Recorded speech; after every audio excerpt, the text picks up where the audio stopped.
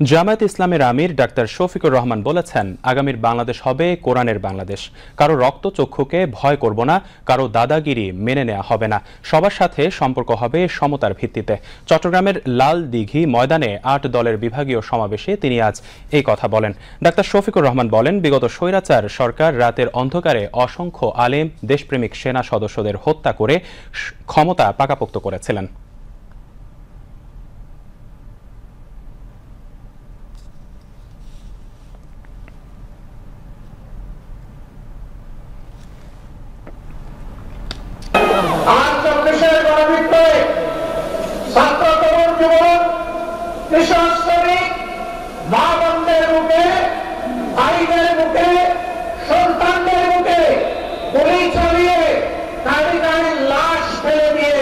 যখন সমাজ দিতে পারে নাই, তখন যারা বলেছিল অমুকের কন্যা দেশ ছেড়ে পালায় না, তাই তখন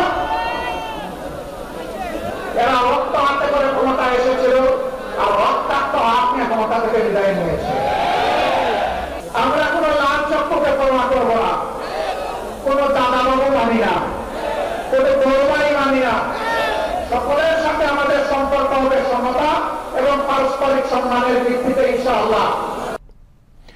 সমাবেশে অন্যান্যের মধ্যে খেলাফত মজলিসের আমির মাওলানা মামুনুল হক, ইসলামী আন্দোলনের সিনিয়র নায়েবে আমির মুফতি সৈয়দ মোহাম্মদ ফয়জুল করিম, জামায়াত ইসলামের নায়েবে আমির এটিএম আজহারুল ইসলাম, নেজামে ইসলাম পার্টির আমির অধ্যক্ষ মাওলানা সরওয়ার কামাল আজিজি, জাতীয় গণতান্ত্রিক পার্টির মুখপাত্র রাশেদ প্রধান, বাংলাদেশ খেলাফত আন্দোলনের আমির মাওলানা হাবিবুল্লাহ মিয়াজি, বাংলাদেশ ডেভেলপমেন্ট পার্টির চেয়ারম্যান অ্যাডভোকেট কে আনোয়ারুল ইসলাম চান, খেলাফত মজলিসের মহাসচিব ডক্টর আহমদ আব্দুল কাদের, জামায়াত ইসলামের চট্টগ্রাম মহানগরীর সাবেক আমির শাহজাহান চৌধুরী সহ ৮ দলের কেন্দ্রীয় ও জেলা নেতৃবৃন্দ বক্তব্য রাখেন।